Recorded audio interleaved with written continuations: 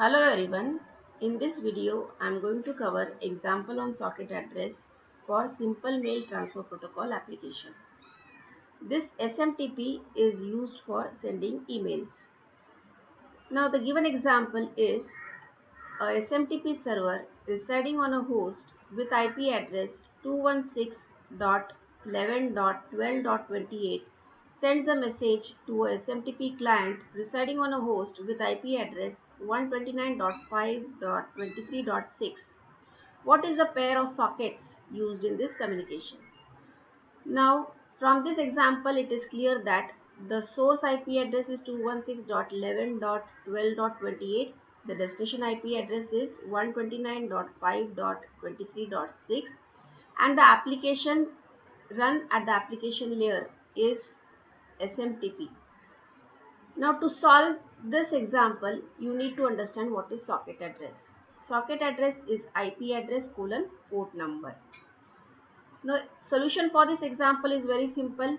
You need to first of all determine the port number which will be allocated to the server process and the port number which will be allocated to the client process for that given particular application. Now, after determining those port numbers, you need to combine the port numbers with the given IP addresses to form the sockets. Now here SMTP server uses TCP on port number 25. Therefore the server socket address is 216.11.12.28:25, which is the IP address colon port number at the source side. The SMTP client gets an ephemeral port number. Ephemeral port number is a temporary port number, also called as dynamic port number. It is temporarily allocated to the client process. Therefore, the client socket address is the IP address at the destination colon the ephemeral port number. Now, though the example is simple, you need to understand what is the socket address, where it is created, what are the port numbers, what is process to process communication. Now here the application use this SMTP. Whenever this application is run, it generates processes.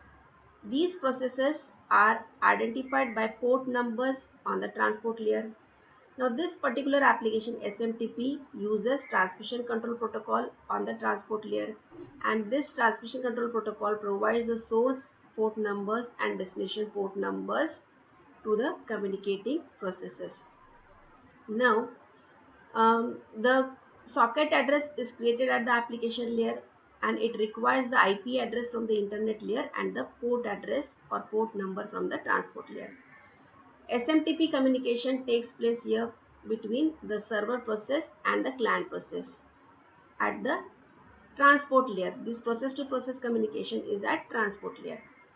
So whenever SMTP server uses TCP, it gets port number 25, and therefore the server socket address is 216.11.12.28:25. Now this port number 25 is a well-known port number lying in the range from 0 to 1023, and the SMTP client gets an ephemeral port number which is a dynamic port number or temporary port number lying in the range from 49152 to 65535. Therefore, the client socket address is 129.5.23.6 colon the ephemeral port number.